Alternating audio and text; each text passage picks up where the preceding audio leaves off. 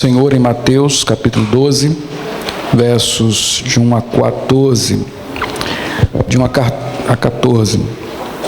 Mateus 12, de 1 a 14. Jesus e o sábado é o que nós vamos ver nesta noite, conforme nos apresenta esse texto, essa passagem que nós vamos ler agora, e depois iremos expor e meditar nela. Diz assim a palavra de Deus em Mateus, no capítulo 12, versos de 1 a 14. Naquela ocasião, Jesus passou pelas lavouras de cereal no sábado. Seus discípulos estavam com fome e começaram a colher espigas para comê-las. Os fariseus, vendo aquilo, lhe disseram: olha, os teus discípulos estão fazendo o que não é permitido no sábado. Ele respondeu: vocês não leram o que fez Davi quando ele e seus companheiros estavam com fome? Ele entrou na casa de Deus e, junto com os seus companheiros, comeu os pães da presença, o que não lhes era permitido fazer, mas apenas aos sacerdotes. Ou vocês não leram na lei que no sábado os sacerdotes no templo profanam esse dia e contudo ficam sem culpa? Eu lhes digo que aqui está quem é maior do que o templo.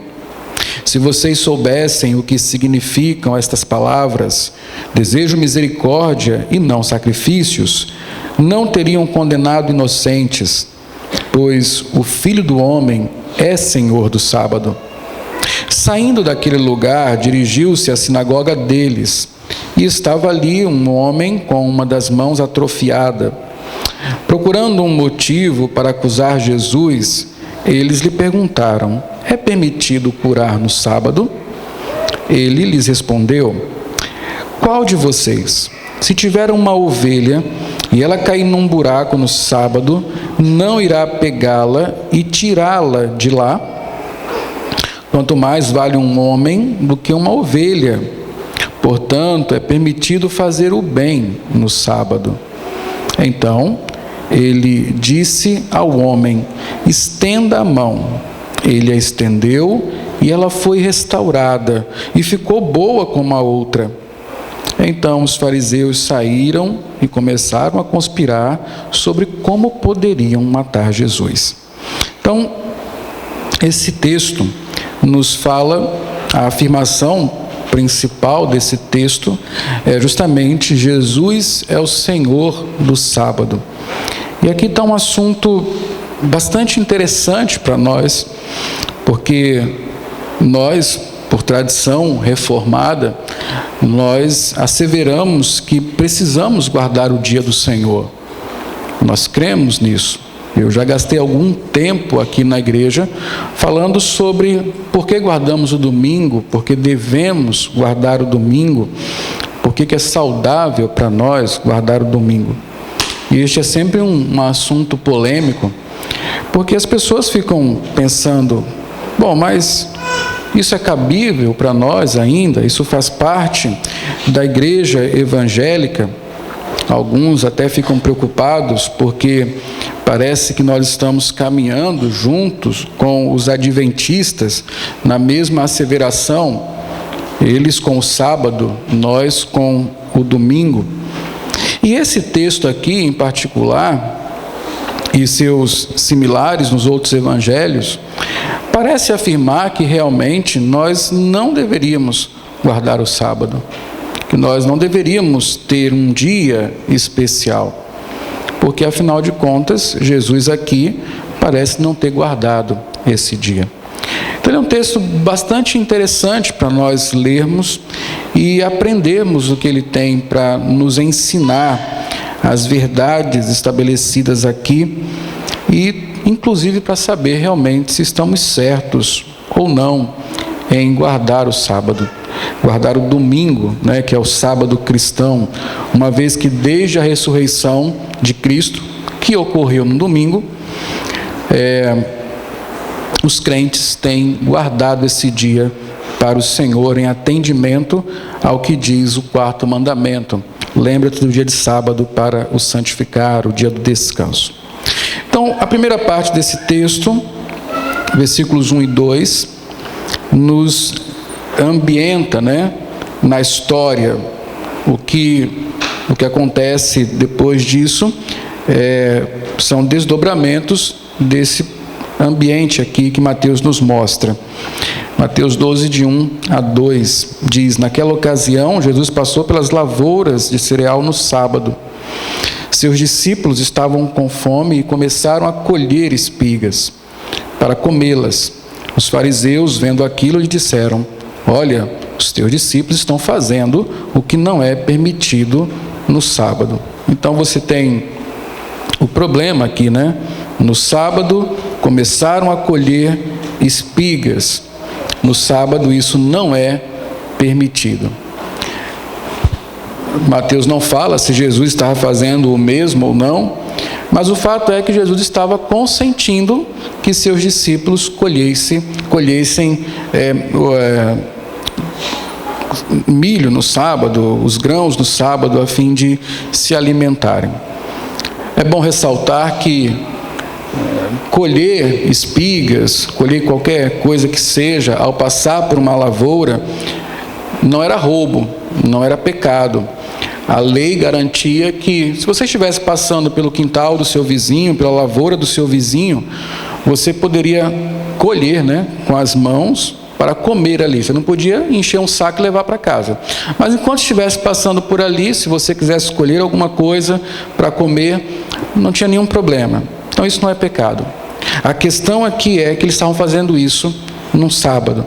E de fato, nós sabemos, a lei não permite colheita no sábado. E eles estavam tomando isso como uma colheita. O interessante é que certamente aqui não está apenas, os fariseus não estão tendo apenas como ponto de vista a lei mosaica, mas as suas tradições também. Eles tinham desenvolvido uma série de regras e alistado aquilo que poderia ser feito no sábado e aquilo que não poderia ser feito no sábado. Coisas que eram consideradas trabalho, portanto proibidas no sábado, e coisas que eram normais, portanto podiam ser feitas no sábado. Eles criaram até a seguinte regra: tudo que você pode colher com a ponta dos dedos é permitido no sábado. Se você precisar usar alguma ferramenta, não pode mais, porque é uma colheita. E aí você não pode fazer colheita no sábado. Só uma curiosidade. Havia um sistema já que regulamentava, além daquilo que a Bíblia dizia, que os 10 mandamentos diziam, a lei dizia, acrescentado pelos rabinos a respeito de como observar o sábado. Eles lançam acusação sobre Jesus e sobre seus discípulos. Vocês estão colhendo no sábado e isso não pode ser feito. É uma queixa até que legítima. Justamente a lei não permitia esse trabalho. Então nós temos aqui o problema, o ambiente. E o que acontece a partir daí? Jesus agora, depois dessa afirmação, dessa acusação, quando você lê esse mesmo texto em Marcos e Lucas, por exemplo, aqui esta afirmação, os teus discípulos estão fazendo o que não é permitido no sábado, é uma pergunta para Jesus. O Senhor não se importa que os seus discípulos colham no sábado?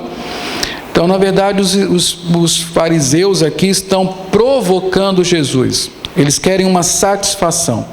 Eles querem saber o que Jesus pensa sobre o sábado. Então, nós chegamos à segunda parte do texto, versos 3 a 5. Ele respondeu, Jesus: vocês não leram o que fez Davi quando ele e seus companheiros estavam com fome? Ele entrou na casa de Deus e, junto com os seus companheiros, comeu os pães da presença, o que não lhes era permitido fazer, mas apenas aos sacerdotes. Então, o primeiro argumento de Jesus usa como exemplo algo que aconteceu com Davi. Davi, quando fugia de Saul, com alguns poucos homens, em um determinado momento precisou abrigar-se no templo e buscar alimento lá, porque não havia em outro lugar. Ele saiu com tanta pressa que não pôde fazer mantimento para si e para os seus homens. Então ele foi ao templo, entrou no tabernáculo e perguntou se havia pão para comer ali. Na verdade, até aqui está tudo errado, né? Porque Davi também não poderia ter entrado no tabernáculo, mas ele entrou assim mesmo e falou com o sacerdote, e o sacerdote falou: olha, a Bíblia diz lá em 1 Samuel que o sacerdote estava com muito medo, estava com medo de morrer e tudo mais, e ele falou: nós não temos nenhum pão comum aqui, nós só temos o pão da proposição, os pães da presença.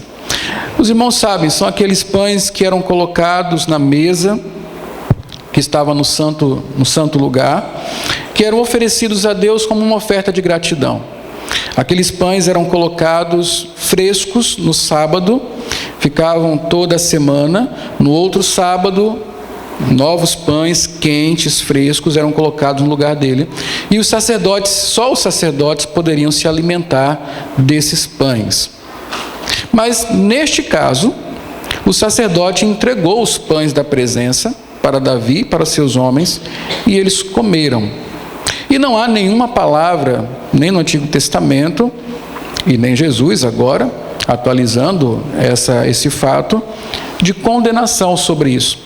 Os próprios fariseus conheciam isto, a própria tradição farisaica, rabínica sabia disso, mas não tinha nenhuma nota de condenação a esse respeito. No caso de Davi, o princípio que se observa é que as necessidades humanas devem ser colocadas acima das estipulações da lei. As necessidades humanas devem ser colocadas acima das estipulações da lei. Jesus está ali com seus discípulos e eles precisam comer, eles estão com fome e eles estão comendo em um dia de sábado.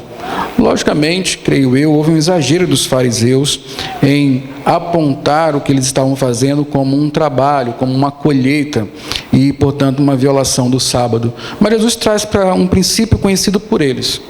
As necessidades humanas são colocadas acima das estipulações da lei.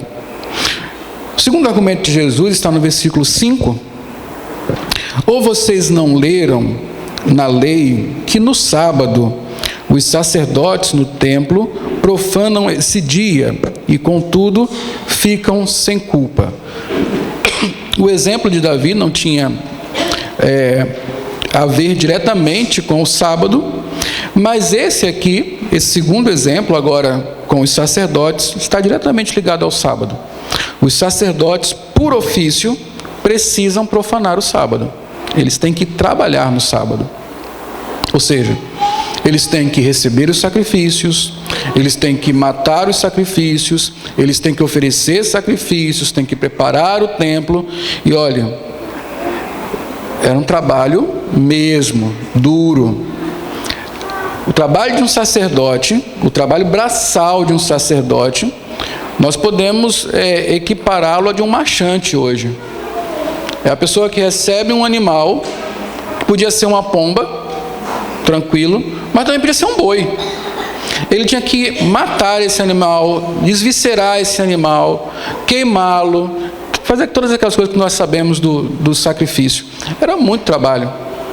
E Deus está falando: olha, o sacerdote, ele trabalha no templo, no dia de sábado, e ele fica sem culpa.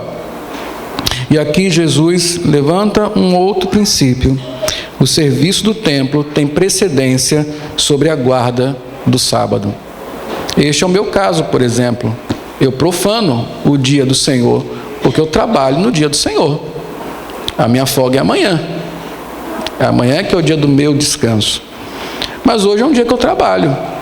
E é o dia que eu trabalho até mais do que os outros, porque eu estou mais tempo envolvido com as minhas atividades pastorais no que diz respeito à pregação, condução do culto e tudo mais. Por exemplo, eu não posso hoje falar assim: eu vou dormir no domingo, ou eu vou, como alguns fazem, assistir televisão.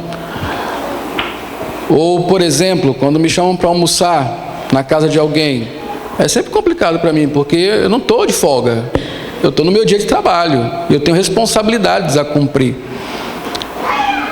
Por esse princípio, todo domingo é quebrado por mim, todo dia do Senhor eu tenho que quebrar, porque hoje é um dia especial de trabalho para mim. Mas o serviço no templo, segundo o princípio que Jesus levanta aqui, tem precedência sobre a guarda do sábado. Então nós chegamos, eu quero que vocês guardem esses dois princípios. O primeiro, necessidades humanas são colocadas acima das estipulações da lei. O serviço do templo tem precedência sobre a guarda do sábado, porque isso nos ajudará a entender os próximos versículos, de 6 a 8, onde Jesus afirma que é o Senhor do sábado. Jesus é o Senhor do sábado. Eu lhes digo, versículo 6, que aqui está o que é maior do que o templo, ou seja, Jesus falou que os sacerdotes, eles profanavam o dia do Senhor por causa do serviço no templo. Jesus está dizendo, aqui está quem é maior que o templo. Ele pode estar se referindo a si mesmo e ao seu reino, muito maior do que a antiga forma de adoração a Deus, reclusa ao templo do Senhor. Agora há algo maior, mais aperfeiçoado, o próprio Jesus, o próprio templo do Senhor, o perfeito templo para o qual o templo apontava.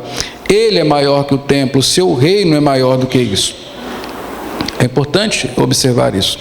Se vocês soubessem o que significam as palavras desejo misericórdia, não sacrifícios, não teriam condenado inocentes. E aqui mais uma vez, aqui em Mateus, Jesus vai até as palavras de Oséias, quando fala que misericórdia é o que o Senhor deseja, e não apenas sacrifícios mecânicos, tolos, hipócritas. Muitas vezes o Senhor se agrada na misericórdia e não apenas em sacrifícios. Verso 8 então, pois o Filho do Homem, um título messiânico, é Senhor do sábado. Então, Cristo agora, ele se apresenta como aquele que tem autoridade sobre a lei e, nesse particular, sobre o sábado. Jesus expõe sua autoridade messiânica. Ele é maior do que o templo. Ele é o Senhor do sábado. Como toda lei, o sábado tem seu cumprimento em Cristo e no reino messiânico de Jesus. Quando nós começamos a estudar o capítulo 5 e 6, que falam sobre a conduta de vida de um discípulo de Cristo, nós ouvimos Jesus falar que ele não veio, no capítulo 5, ele não veio revogar a lei. Ele veio fazer o quê? Ele veio cumprir a lei. Ele é o cumprimento da lei.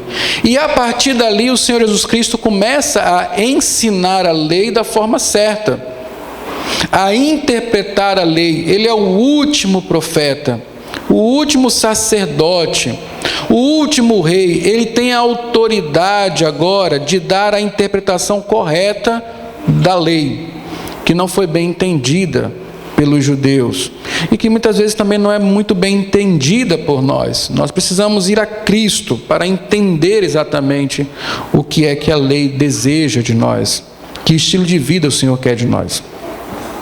Então, como toda lei, o sábado se cumpre em Cristo e no reino messiânico de Jesus. Uma outra coisa importante que nós devemos guardar aqui e entender nesses princípios que Jesus Cristo está afirmando aqui: Jesus é o Senhor do sábado, porque foi o Criador, porque foi criado para Ele o sábado, foi criado por Ele, para Ele, e só é real nele. Por que eu estou afirmando isso? Quando Jesus afirma que é Senhor do sábado, ele não está dizendo nenhuma novidade. Quando, por exemplo, vamos abrir Êxodo. Êxodo capítulo 20, nós conhecemos bem esse texto.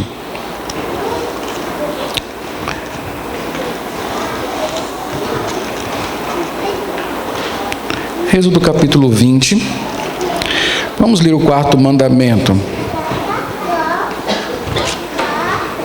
Verso 8, que diz: lembra-te do dia, Êxodo 28, lembra-te do dia de sábado para santificá-lo. Trabalharás 6 dias, e nele farás todos os teus trabalhos. Mas o 7º dia é o sábado dedicado ao Senhor, o teu Deus. Nesse dia não farás trabalho algum, nem tu, nem teus filhos ou filhas, nem teus servos ou servas, nem teus animais, nem os estrangeiros que moram em tuas cidades. Pois em 6 dias o Senhor fez os céus e a terra, o mar e tudo que neles existe, mas no 7º dia descansou. Portanto, o Senhor abençoou o 7º dia e O que é santificar na Bíblia? Separar para si. A quem pertence o sábado? A Deus. Quem criou o sábado? Deus. Se você quiser retroceder mais um pouco na história, vamos a Gênesis, e você vai ver que no 7º dia, Deus criou o sábado, criou o descanso. Ele fez exatamente o que está escrito aqui. Fez toda a sua obra em 6 dias e no 7º dia descansou. E santificou o sábado para si. Santificar é separar. Quem é o Senhor do sábado? Deus. Então a afirmação de Cristo que Ele é o Senhor do sábado é alguma novidade? Não. Ele só está dizendo, talvez uma novidade para os fariseus, que Ele é Deus. Portanto, Ele é o Senhor do sábado. Ele é o Messias, o Deus que veio, habitou entre nós, o Filho do homem. Ele é Deus, portanto, o sábado foi criado por Ele. Criado para quê? Para Ele. Santificar o sábado para o Senhor, para que nós tenhamos deleite no Senhor, descansemos no Senhor. E finalmente, o sábado só é real em Cristo. Por quê? Porque Jesus é o sábado. Como assim? Volte lá para Mateus.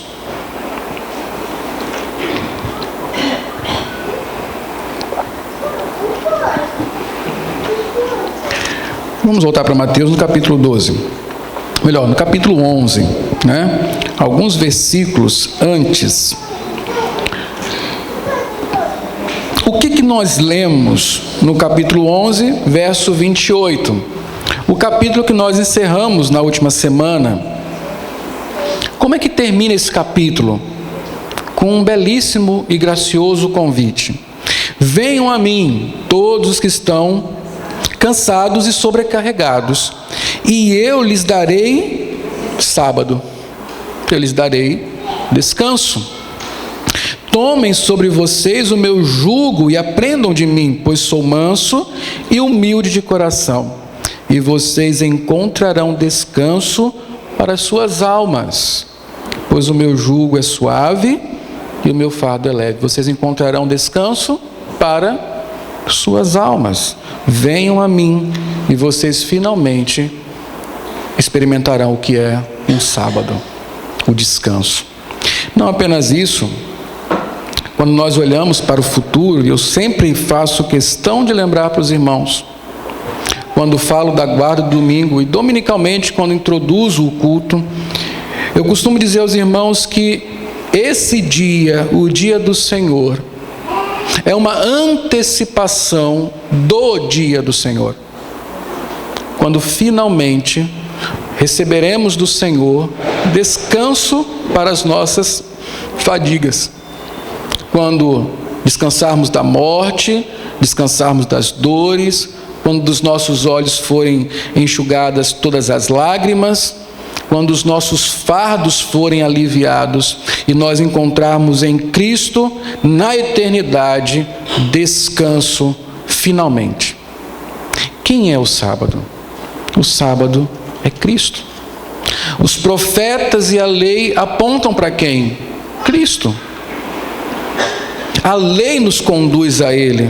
É isso que Cristo está fazendo aqui.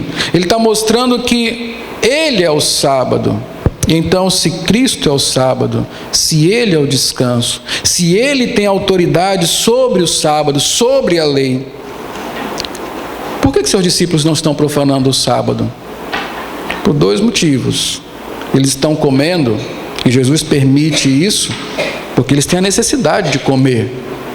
Você imagina então que nos rigores da lei, nós não façamos nada dia de sábado. Nós não vamos comer, vamos fazer jejum completo. Para nós é fácil, nós comemos todos os dias. Mas os discípulos estavam sem comer porque eles estavam a serviço do reino.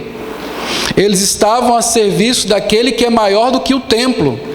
Eles estavam a serviço do evangelho do rei Jesus. Eles estavam com o Senhor do sábado.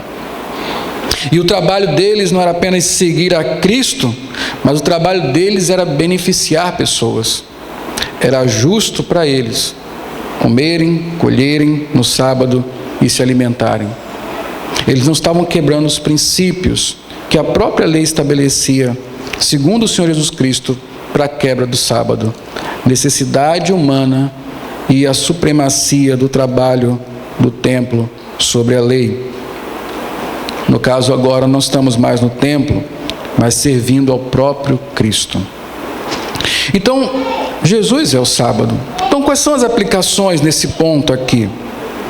Nós precisamos ter um bom entendimento da lei.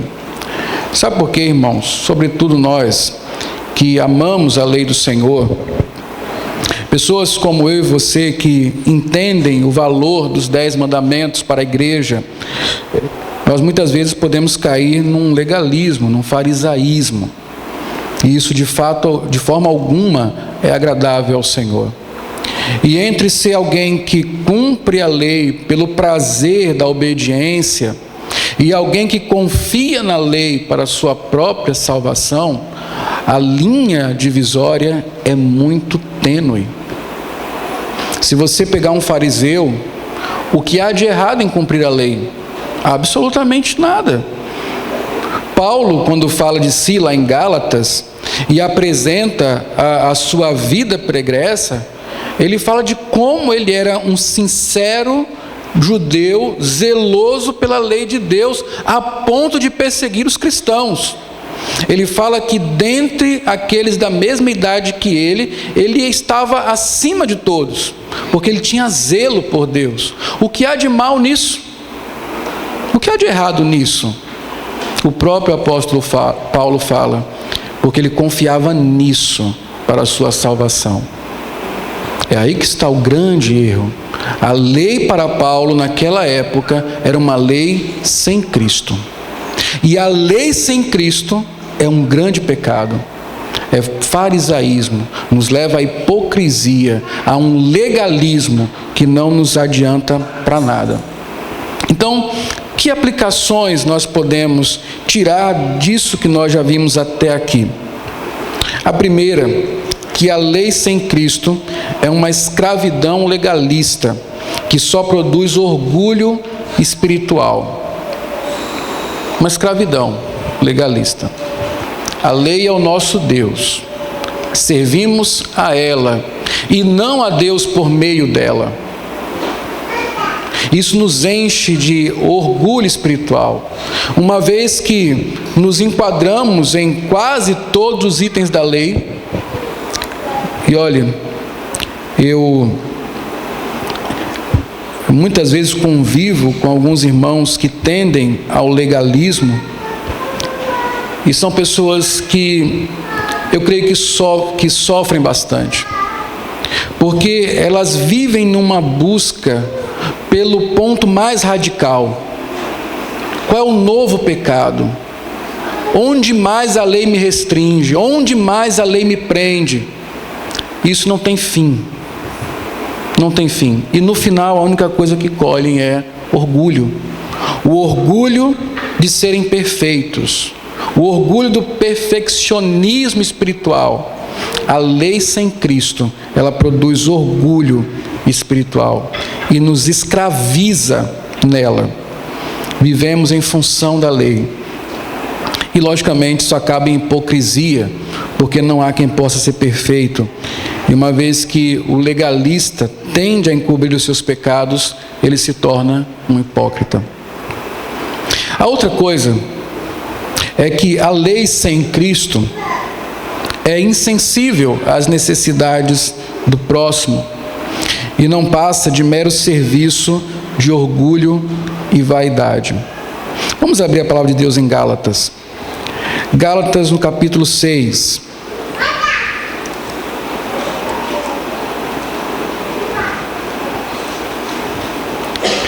Gálatas 6, versos 12 e 13.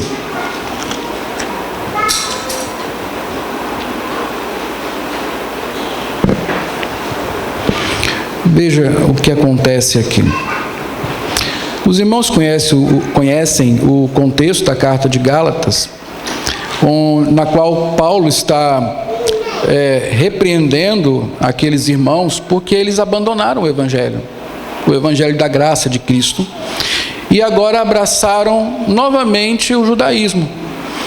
Eles querem se circuncidar, eles querem guardar dias, eles querem fazer sacrifícios, eles querem tudo aquilo da antiga aliança. Paulo está muito chateado com esses irmãos. E sobretudo porque eles estão fazendo isso porque foram iludidos por líderes que se diziam apóstolos, mas que não eram. E ele vai falar sobre o que esses líderes realmente desejavam ao impor sobre aqueles irmãos que voltassem àquilo que Paulo chama de rudimentos do mundo, ou seja, uma prática da lei sem Cristo. Ele fala assim: os que desejam causar boa impressão exteriormente, a lei, tentando obrigá-los a se circuncidarem, agem desse modo apenas para não serem perseguidos por causa da cruz de Cristo. Nem mesmo os que são circuncidados cumprem a lei. Querem, no entanto, que vocês sejam circuncidados a fim de se gloriarem no corpo de vocês. Isso aqui é tão sério, porque o legalista ele não consegue viver sozinho. Ele tem que arrastar muita gente no seu legalismo. E cada discípulo que ele faz é uma glória para ele. É onde ele se gloria, nos prosélitos que ele faz. Cada um que, seguindo o seu exemplo, começa a se restringir, é glória para ele. Ele não tem verdadeiro interesse pela necessidade das pessoas. Ele não consegue observar isso. Nesse texto aqui de Mateus, segundo Marcos, Jesus encerra essa passagem dizendo assim: o sábado é para o homem e não o homem para o sábado. E é isso mesmo. A lei é para benefício do homem. A lei é para o benefício do homem. Quando a lei não traz benefício para o homem, sobretudo para o crente, há alguma coisa errada. Por exemplo, a guarda do dia do Senhor.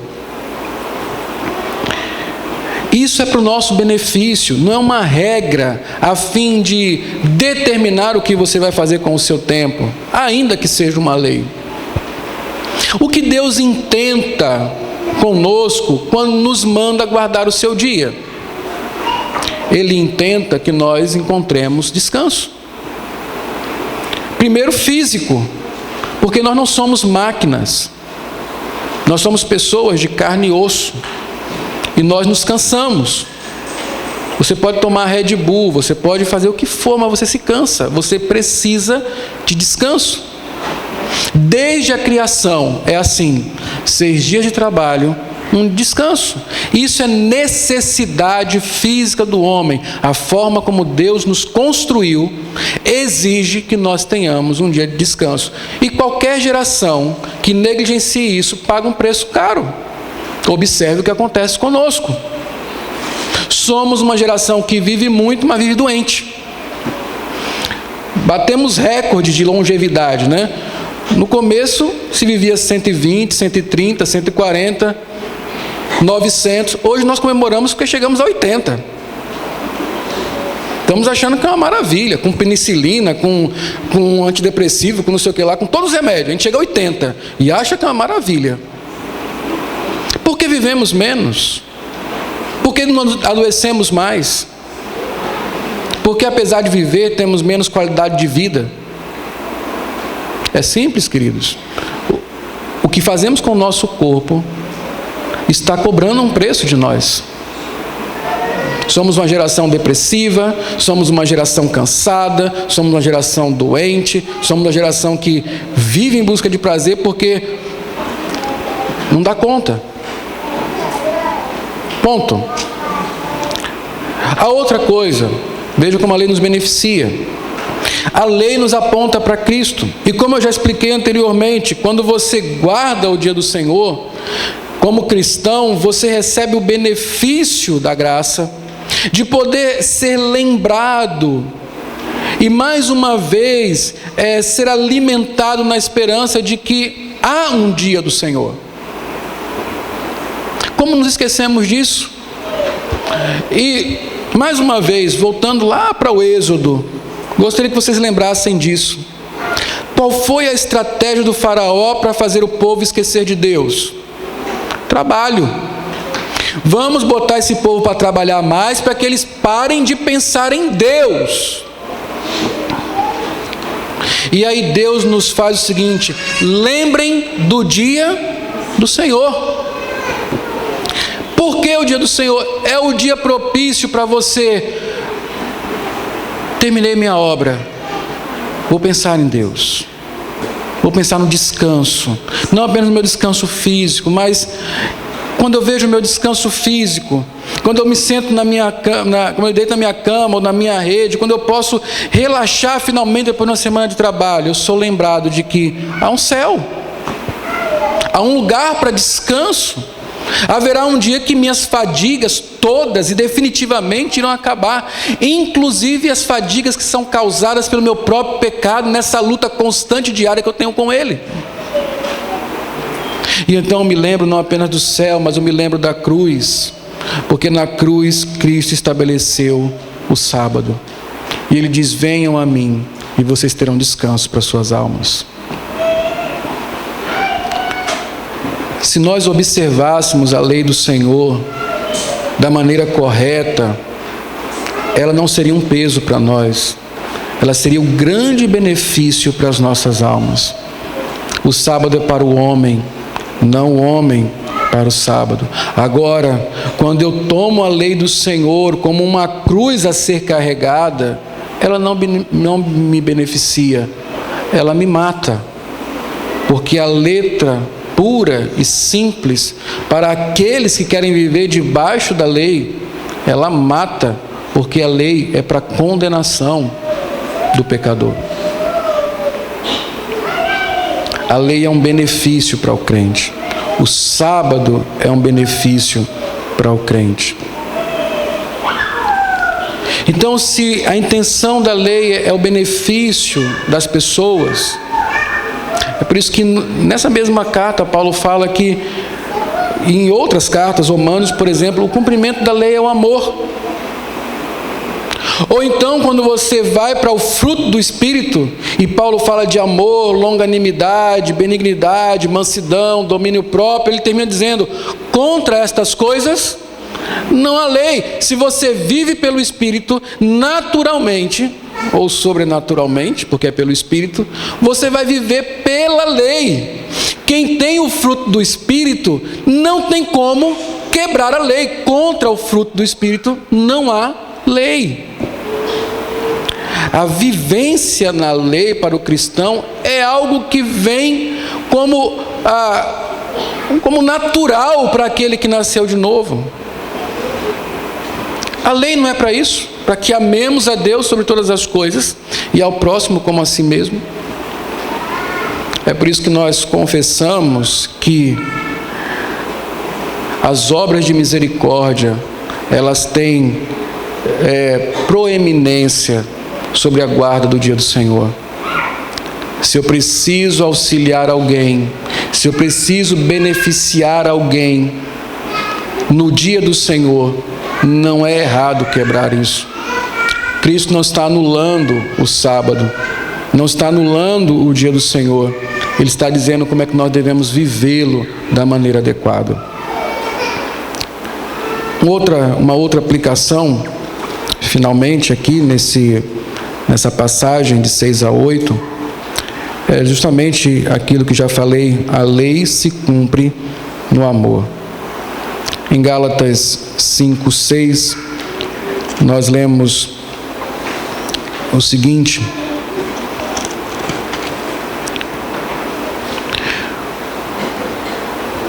porque em Cristo Jesus nem circuncisão, nem incircuncisão tem efeito algum. Ou seja, essas observações da lei têm efeito algum, mas sim a fé que atua pelo amor. E aí você já sabe que o amor na Bíblia é regulamentado pela lei. Como é que se ama? Você ama a Deus sobre todas as coisas, como é que faz isso? Você não pode ter outro Deus diante dele. Você não pode fazer imagens de esculturas. Se você ama a Deus, você não pode usar o seu nome de maneira vã. Se você ama a Deus, você vai dedicar tempo a Ele. Então há um dia que Deus pede de você, para que você o santifique. Como é que eu amo meu próximo? Você começa a ter bons relacionamentos com o seu próximo quando você aprende a respeitar autoridades. Porque o princípio bíblico de relacionamento é autoridade e sujeição, tanto no Antigo como no Novo Testamento. Você tem o Antigo Testamento, os 10 mandamentos. Você tem Efésios, por exemplo, que diz: sujeitem-se uns aos outros. É autoridade e sujeição. Quem é que eu vou amar primeiro? Quem é que eu vou cuidar primeiro? Seus pais. As primeiras autoridades sobre você. E via de regra, se você não se dá bem com seus pais, você não se dá bem com ninguém. Via de regra, assim. Se você não consegue honrar pai e mãe, você não honra ninguém nessa vida. Via de regra, assim. Exceções existem, mas via de regra, assim. Pegue uma criança que não honra pai e mãe, essa criança é incontrolável. Ela não consegue se relacionar com ninguém. Adolescentes, jovens, qualquer coisa, né? Esse é o problema da geração, sei lá, quando nós estamos agora, se é X, se é Y, se é Z, seja qual for a geração que nós estejamos agora. É uma geração que não consegue lidar com a autoridade, com absolutos. Ela simplesmente não consegue lidar com a verdade. Por quê? Porque para ela é ela mesma e pronto.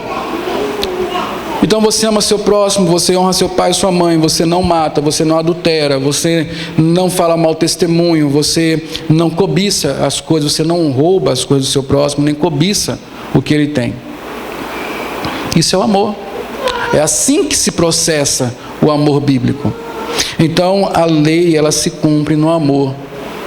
Ela beneficia o homem, porque para o crente a lei é justamente a sua expressão mais fiel de amor a Deus e ao próximo. Esse texto aqui não pode ser usado por aqueles que querem viver sem lei, anular os mandamentos do Senhor. Nesse texto aqui, Jesus mostra a importância da lei quando interpretada corretamente. A lei com Cristo. E a lei com Cristo é: eu fui salvo por Cristo, eu vivo para a glória dele, por isso eu observo a lei da forma como ele me ensina. Eu amo a Deus sobre todas as coisas, eu amo ao próximo. É interessante que o próprio princípio que eu mostrei para os irmãos aqui, necessidades humanas são colocadas acima das estipulações da lei. Nos diz que eu tenho que amar o próximo. Profanação do ofício sacerdote, o serviço do templo tem precedência sobre a guarda do sábado. O que é o serviço no templo? Se não era o serviço a Deus, o amor ao Senhor. A lei está sendo cumprida aqui. Amar a Deus sobre todas as coisas. Amar o próximo como a si mesmo. Não há profanação quando nós fazemos isso. Agora, meus irmãos, eu quis deixar bem claro que o cumprimento da lei é o amor. E o amor conforme está descrito nas Escrituras Sagradas. Porque tem muita gente, muito crente, em nome de um amor não bíblico, quebrando a lei.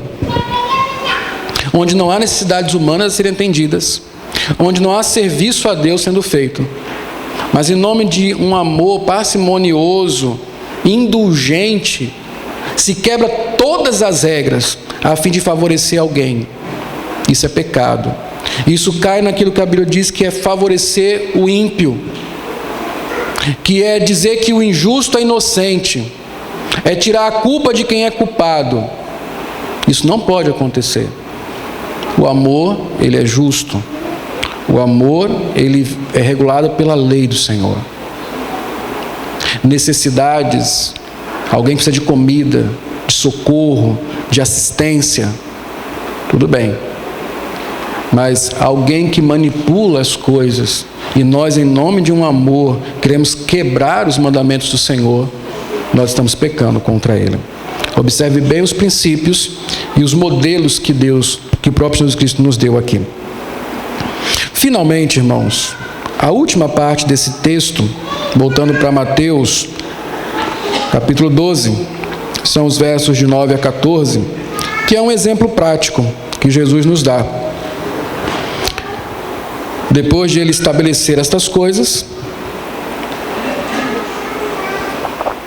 aconteceu que ele precisou curar alguém num sábado. E aí, diz o texto, verso 9: saindo daquele lugar, dirigiu-se à sinagoga deles, dos fariseus. Estava ali um homem com uma das mãos atrofiada. Procurando um motivo para acusar Jesus, eles lhe perguntaram. É típico do legalista. Ele usa a lei para acusar pessoas, né? Então eles perguntaram: é permitido curar no sábado? Jesus, na sua sabedoria, lança outra pergunta para eles e expõe a hipocrisia, porque o legalista também é seletivo. Ele faz um cumprimento seletivo da lei, ele só obedece aquilo que é conveniente para ele. Então Jesus expõe, por meio de uma pergunta, a hipocrisia deles. Qual de vocês, se tiver uma ovelha e ela cair num buraco no sábado, não irá pegá-la e tirá-la de lá? Isso é muito comum, né? Os judeus certamente não perderiam uma ovelha por nada, mesmo que fosse no sábado. Quanto mais vale um homem do que uma ovelha? Está respondido aqui. O princípio está estabelecido. Necessidades humanas têm precedência sobre a lei. Portanto, é permitido fazer o bem no sábado. Então ele disse ao homem: estenda a mão. Ele a estendeu e ela foi restaurada e ficou boa como a outra. Então os fariseus saíram e começaram a conspirar sobre como poderiam matar Jesus. Jesus se tornou insuportável porque expôs a hipocrisia dos legalistas. O que nós aprendemos desse texto? Aprendemos que o legalismo é um grande perigo. Qualquer um que queira viver por meio de regras sofrerá por causa disso. Não encontrará descanso, ainda que observe o sábado. Não encontrará descanso. Jesus condena o legalismo e a hipocrisia dos fariseus, mas ao mesmo tempo nos mostra que a lei é um instrumento de Deus para beneficiar os homens. No que diz respeito ao dia do Senhor, entre ir ao culto e socorrer um irmão, você deve socorrer um irmão. Eu, como pastor, entre chegar cedo na igreja e atender alguém que foi atropelado na rua, eu devo atropelar não. Eu devo atender ao atropelado. De repente, na pressa, atropela mesmo, né? O farisaísmo faz isso, né? Mata todo mundo, mas chega na igreja. É assim que precisamos fazer. É a simplicidade da lei que coloca as coisas em seu devido lugar. Quando nós temos Cristo como o Senhor da lei, aquele que a cumpriu perfeitamente, o qual é o próprio cumprimento da lei, todos os itens nos levam a Cristo, e que nos ensina a lei da maneira correta, pelos princípios que trazem benefício para o homem e não escravidão. O Senhor Jesus Cristo não diz aqui que é para não observarmos o dia do Senhor. Ele está dizendo que nós devemos colocar as coisas no lugar certo. Pessoas devem ser amadas. Deus deve ser amado. E quando isso acontece, nós nunca quebramos a lei. Este homem aqui, este que foi curado, ele tinha uma das mãos atrofiadas. Eu gosto da revista atualizada porque traz um termo que durante muito tempo eu não conseguia identificar direito. A mão ressequida. Eu acho um termo chique, né? Um homem com a mão ressequida. A mão atrofiada. Certamente este homem tinha muitas dificuldades por causa disso, né? Esse homem encontrou descanso em Cristo no dia de sábado, quando Cristo o curou. Ele encontrou o verdadeiro sábado. O verdadeiro sábado trouxe alívio para as suas dores. Não adianta você guardar o sábado se você não tem Cristo. Não adianta você guardar o dia do Senhor se você não tem Cristo. Não adianta você seguir as regras se você não tem Cristo. Elas serão um fardo enorme. Se você conhece a história do peregrino, durante muito tempo ele andou com um fardo enorme nas costas. Ele estava com a consciência do seu pecado. Ele sabia o que a lei dizia, mas a lei não aliviava. A lei fazia parecer que aquele fardo, a cada dia, se tornava maior e mais pesado. É a única coisa que nós vamos conseguir. Se você encontrar Cristo o sábado, você finalmente encontrará descanso. A lei para você será o seu prazer. Será justamente o seu deleite, o seu descanso, se você estiver em Cristo. Ela lhe será útil, não para lhe salvar ou para lhe aliviar de culpa. Ela será útil para você amar a Cristo. Porque é por meio dela que nós amamos a Cristo. Fazendo aquilo que Ele nos manda fazer. O que Ele diz? Se vocês fizerem o que eu mando, vocês me amam. Então, encontre em Cristo descanso. Tome o seu fardo, o seu jugo, que é a sua lei, da forma como Ele nos ensina. Ela é leve, ela é suave e nos dará descanso para as almas. Encontre em Cristo o seu sábado. Em nome de Jesus Cristo, que Ele nos abençoe. Vamos orar? Pai, nós agradecemos ao Senhor, porque o Senhor nos dá descanso em Cristo, ó Pai. Agradecemos por cada domingo que estamos vivos, ó Deus. Porque não é apenas um dia. É aquele dia que nós somos chamados a nos consagrarmos de uma forma especial ao Senhor. É aquele dia que o Senhor, na sua providência, nos dá tempo para